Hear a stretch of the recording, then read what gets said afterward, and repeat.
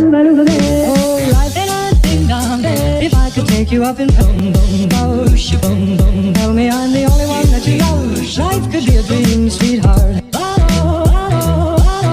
Life could be a dream. Ain't a ding dong. Plans would come true. Ain't a ding dong. And my whole life loving you.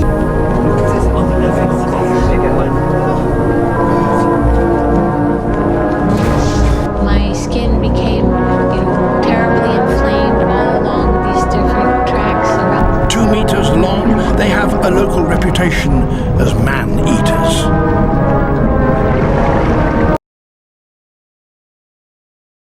I talk about prehistoric stuff all the time on the channel, just how terrifying the environment and the fauna could be back then, but to be very honest, we have some absolute menaces in our current age as well.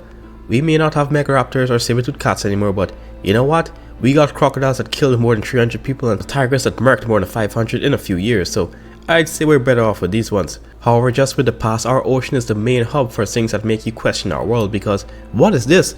If you showed me this in the newest Alien movie, I'd assume it was some sort of new life form, but this is actually some sort of squid that lives in the depths. However, it isn't inherently dangerous to us, I think. But they are actually squid that get their get back at us for eating calamari, and have been documented hunting in packs to drag divers under the depths and tear them apart. So, in this video we're going to be looking at the most atrocious looking and sometimes dangerous fiends we house in our oceans. And if you can't tell, I am sick. Again. I already hear my Discord members facepalm when I said that. Go join the Discord, by the way, links in the description.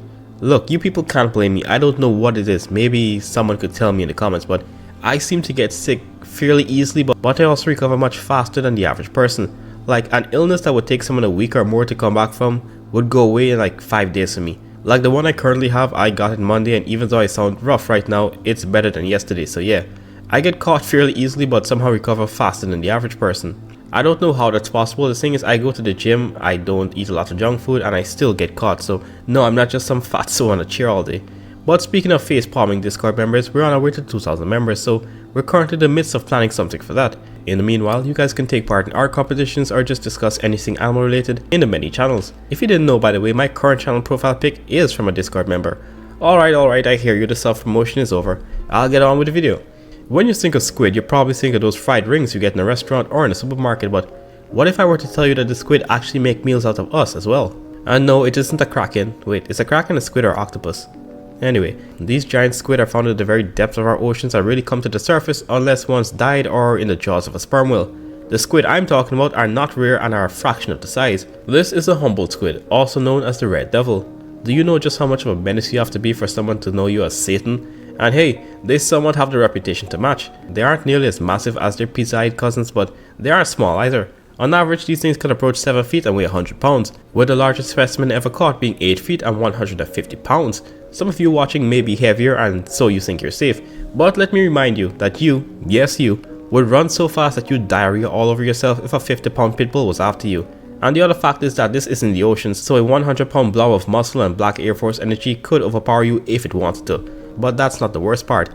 These animals are taught to hunt in coordinated packs, sometimes when hunting us. Although part of me believes it's less coordination and more so than being opportunistic. You know, one squid after the other just latches onto a limb because the prey is just there. But hey, who knows? These guys and their relatives like the cuttlefish and octopi are the smartest invertebrates in the world. But despite there being documented attacks on humans, a good amount if I'm being honest, there have been no recorded deaths. But I'm sure at least once, a diver went in off the Gulf of Mexico and never resurfaced. They don't directly seek us out, however. The bright lights and flailing can attract their attention, and at night they become outrageously aggressive. One squid alone is hard to deal with because of the bone-crushing beak and the tentacles, but the thing with these guys is that when one starts, a literal frenzy occurs because the rest of the squid just start joining. One guy was being dragged underwater as he was diving at night, and he said he could feel the squid's beak piercing his wetsuit, but managed to just get the squid off of him, and when he was pulled up to the boat, another squid just missed his leg and was about to grab him again. These things really said, well, how to turn tables. Now, it isn't always predatory, even though a good amount of it kinda is. Sometimes it's just confusion from the flashing lights or the animals being territorial, but still, you won't ever find me diving around the water in the Gulf of Mexico. You know, it's like those statistics that say you're more likely to get struck by lightning than attacked by a shark. But even with that information, I would never go out in the ocean and free dive with a great white. And speaking of sharks, the ones I'm about to show you are the most ghastly looking ones I could think of.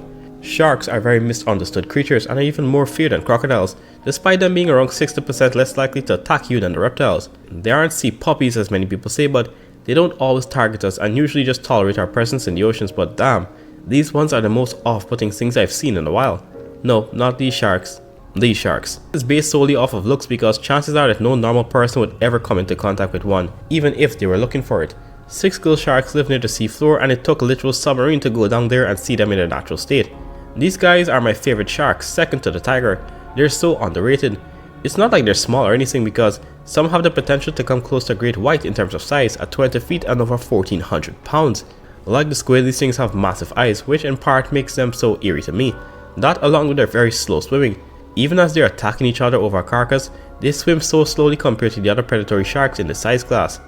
They're bold too. They saw a submarine which they never interacted with in their life more than likely, and just started attacking it because they saw it as competition, and they're so massive that they actually shake the submarine every time they crash into it.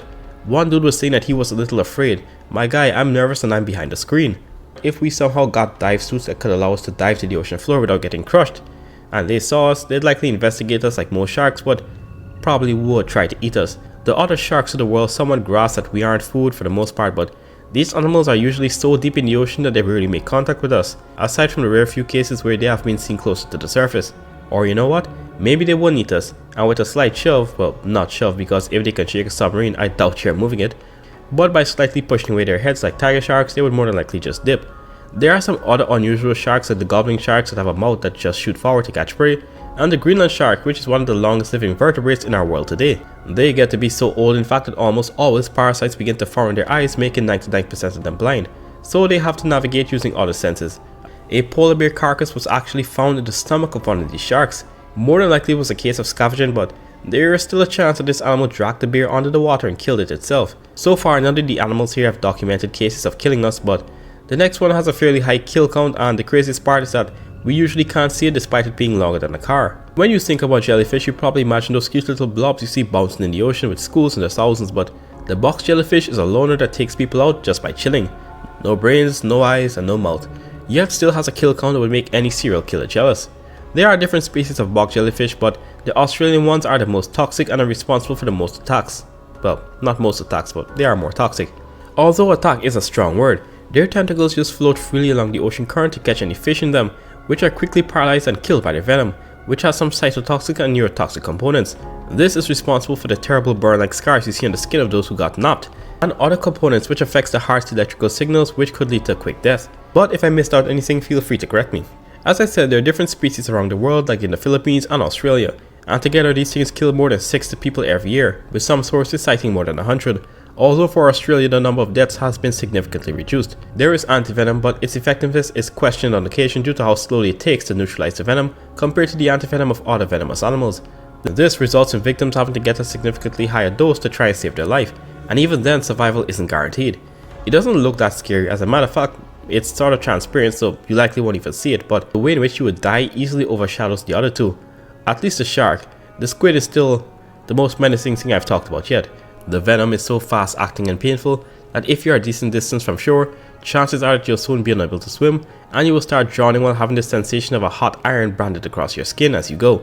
In Australia, there are usually signs that tell people don't swim in certain areas because of these animals, which I guess is what contributes to them having a lower death rate, compared to other countries who may not be that prolific when it comes to giving us the heads up if the jellyfish are in the water. But that's just about it for this one, folks. A different video from usual, but I'm glad I made it. These animals, by the way, don't actively seek us out, and the shark almost never sees us. They are just minding their own business, and we sometimes get in the way. Although the squid, their assaults seem more deliberate than most, but it just goes to show that our oceans haven't lost their spunk when it comes to things that will make you reconsider even going to the beach. And so much of the ocean is unexplored, so who knows what else is out there. Not gonna lie, it probably isn't as terrifying as the prehistoric oceans, but still eerie in itself. Anyway, that's all for now, folks. Don't forget to like and subscribe. I will see you in the next video. I need a Panadol.